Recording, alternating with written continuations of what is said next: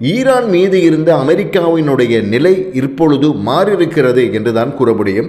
குறிப்பாக ஏற்கனவே நாங்கள் ஈரானை தாக்குவோம், அவர்களுக்கு பதிலடி கொடுப்போம் என்று கூறிக்கொண்டிருந்த அமெரிக்கா இப்பொழுது பின்னடைவை சந்தித்து என்ன சொல்லியிருக்கிறார்கள் என்றால், நாங்கள் ஈரானோடு பேச்சுவார்த்தையில் இணையப் போகிறோம் என்கிற ஒரு செய்தியை சொல்லியிருக்கிறார்கள்.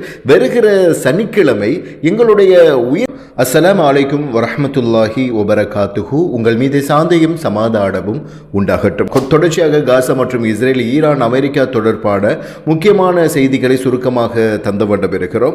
அந்த வகையில் காசா தொடர்பான செய்திகளை பற்றி பார்க்கலாம். இன்றைய தினம் கடந்த 24 மணித்தியாலங்களில் பாலஸ்தீனத்திலே, அதாவது காசா பகுதிகளில் 53 அப்பாவி பாலஸ்தீன மக்கள் இவர்களுடைய மிலைச்சத்தனமான தாக்குதலினால் மரணம் அடைந்திருக்கிறார்கள். அதே போல 213 அப்பாவி பாலஸ்தீன மக்கள் படுகாயம் அடைந்திருக்கிறார்கள் என்கின்ற செய்தியை இன்றைய தினம் அல் ஜசீரா ஊடகம் வெளியிட்டிருந்தது. குறிப்பாக காசாவில் இப்பொழுது உணவு பற்றாக்குறை நிகழ்ந்த வண்ணம் இருக்கிறது. அங்கு இருக்கக்கூடிய கோதுமைகள் கூட பழுதடைந்த நிலையிலே, காலாவதியான நிலையிலே இருந்து கொண்டிருக்கிறது.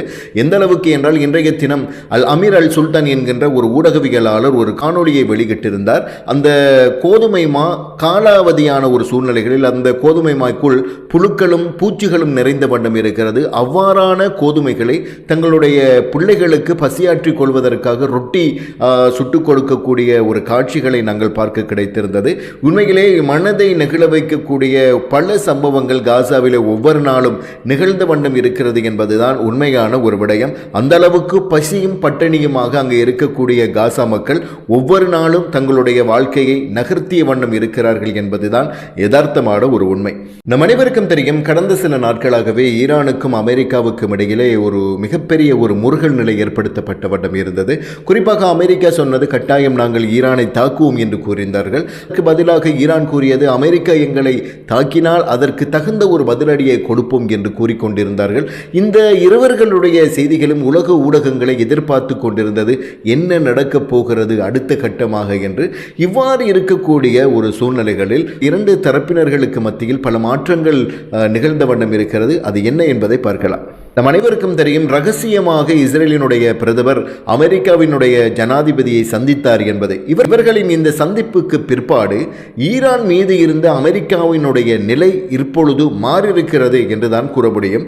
குறிப்பாக ஏற்கனவே நாங்கள் ஈரானை தாக்குவோம், அவர்களுக்கு பதிலடி கொடுப்போம் என்று கூறிக்கொண்டிருந்த அமெரிக்கா இப்பொழுது பின்னடைவை சந்தித்து என்ன சொல்லியிருக்கிறார்கள் என்றால், நாங்கள் ஈரானோடு பேச்சுவார்த்தையில் இணையப் போகிறோம் என்கிற ஒரு செய்தியை சொல்லியிருக்கிறார்கள்.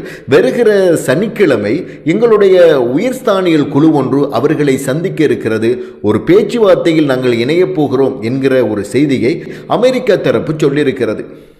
இந்த செய்திக்கு பிற்பாடு பல விமர்சனங்கள் எழுந்த வண்ணமே இருக்கிறது. காரணம், அமெரிக்கா ஈரானை தாக்க வேண்டும் என்றால் பல அரபு நாடுகளினுடைய வான்பரப்பை உபயோகித்துத்தான் என்ன செய்ய வேண்டும், ஈரானை தாக்க வேண்டும். இவ்வாறு இருக்கக்கூடிய சூழ்நிலைகளில் 4 அரபு நாடுகள் திடீரென்று ஒரு அறிவிப்பை விடுத்திருந்தார்கள். 2 நாளைக்கு கட்டாயம் அமெரிக்கா மற்றும் ஏனைய நாடுகள் எங்களுடைய வான்பரப்பை உபயோகிக்க முடியாது என்கிற ஒரு தடையை விதித்திருந்தார்கள். இவ்வாறு இருக்கக்கூடிய ஒரு சூழ்நிலைகளில் தான் அமெரிக்கா இந்த முடிவை எடுத்திருக்கலாம் என பல விமர்சனங்கள் வந்த வண்ணமே இருக்கிறது. போல மேலும் ஒரு இஸ்ரேல் தொடர்பான ஒரு செய்தியை பார்க்கலாம்.